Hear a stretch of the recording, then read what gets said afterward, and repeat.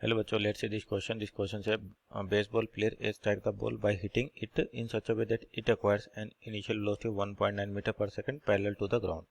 Upon contact with the bat, the ball is 1.2 meter above the ground. Player B wishes to duplicate this strike insofar as he also want to give a ball a velocity parallel to the ground and have his ball travel the same horizontal distance as player A. Ball does. However, player B hits the ball when it is 1.5 meter above the ground. What is the magnitude of the initial velocity of that player B must be given. तो देखिए आपको यहाँ पे question में जो आपके पास बात कर रखी है कि तो एक 2D मोशन है, वो सिंपल के तो प्रोजेक्टाइल मोशन भी कह सकते हैं. तो की कॉन्सेप्ट लिखे हैं यहाँ पर अपन. तो आपका जो की कॉन्सेप्ट होगा ये होगा प्रोजेक्टाइल मोशन.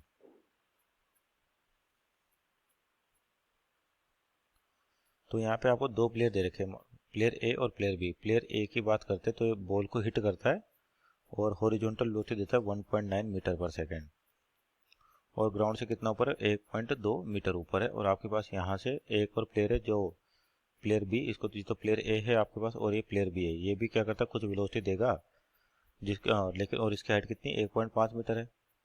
तो ये कह रखा है कि जितनी हॉरिजॉन्टल डिस्टेंस ये ट्रेवल करे, कौन सी बॉल, ये जो आपके पास ए हिट करता है उतनी हॉरिजॉन्टल डिस्टेंस इसको ट्रेवल करनी, तो इस यू की वैल्यू बतानी है अपने को. तो यहाँ देखिए जो आपके पास जो केस है, यहाँ पर आपके पास केवल हॉरिजॉन्टल वेलोसिटी है यू एक्स और वाई में वेलोसिटी क्या आपके पास 0, यानी कि वर्टिकल में कोई वेलोसिटी नहीं है. तो टाइम ऑफ जो कितना टाइम लगेगा इसको नीचे गिरने में, जनरल होता है √2h/g. √2h/g. तो 2h की वैल्यू कितनी 1.2 और g की वैल्यू अपन ले 10, तो लगभग आता है ये 4.49 सेकेंड. यानी कि जो बॉल ए है, यानी कि जो प्लेयर ए है वो हिट करेगा तो बॉल कितने टाइम बाद गिरे नीचे 0.49 सेकेंड पे. तो इसकी रेंज अपन निकाल सकते हैं. रेंज क्या होगी, वेलोसिटी इनटू टाइम, क्योंकि हॉरिजॉन्टल में आपके पास कोई एक्सेलेरेशन नहीं है और वर्टिकल में एक्सेलेरेशन किसके बराबर, जी के बराबर है. तो एक्सेलेरेशन 0 है एक्स में, तो यानी कि वेलोसिटी का मैग्नीट्यूड कभी एक्स में चेंज नहीं होगा. और ये बॉल जब गिरेगी इस तरीके से, तो ये हॉरिजॉन्टल डिस्टेंस जिसको अपन रेंज कह रहे हैं, तो ये सिंपल होगा हॉरिजॉन्टल वेलोसिटी इनटू टाइम. तो यानी कि 1.9 इंटू 0.49.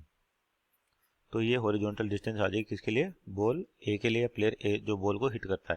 तो ये होगा 0.931 मीटर, यानी कि यहाँ से आपकी रेंज आ गई कितनी 0.931. अब इसके लिए भी रेंज अपने को कितनी चाहिए 0.391 चाहिए. तो इस वेलोसिटी की वैल्यू निकालनी है. तो सबसे पहले तो इसका टाइम ऑफ फ्लाइट निकाले, कितना टाइम लगेगा इसको नीचे गिरने में बी के लिए.